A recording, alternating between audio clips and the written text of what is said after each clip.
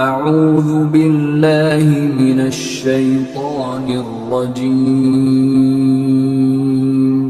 بسم اللہ الرحمن الرحیم۔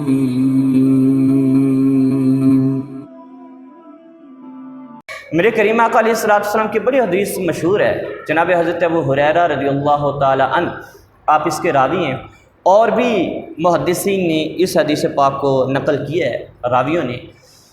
انہوں نے فرمایا کہ جناب نبی مکرم شفیع معظم صلی اللہ تعالی علیہ وسلم نے ارشاد فرمایا کہ اگر علم جو ہے نا، علم وہ ستاروں کے اوپر بھی ہو، ستاروں تک بھی ان کی رسائی ہو جائے، علم پہنچ جائے ستاروں تک بھی، تو ابنائے فارس میں سے ایک شخص ہوگا جو وہاں سے بھی علم کو توڑ کر لے آئے گا تمہارے لیے، وہاں سے بھی علم کیا کر لے گا، تمہارے لیے لے آئے گا، اور وہاں سے علم کا استفادہ ہوگا۔ اولاد فارس میں سے ایک شخص ایسا ہوگا جو علم وہاں سے بھی حاصل کر کے لے آئے گا۔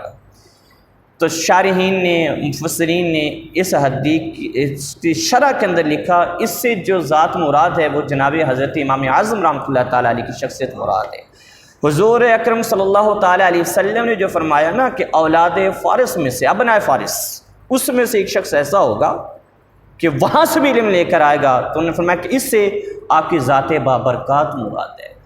آپ کی جو ولادت باسعادت ہے وہ 80 ہجری کے اندر ہے۔ 80 ہجری میں جناب حضرت امام اعظم رحمۃ اللہ تعالیٰ علیہ کی ولادت ہے، اور آپ تابعی میں آپ کا شمار ہے، تابعی ہیں آپ۔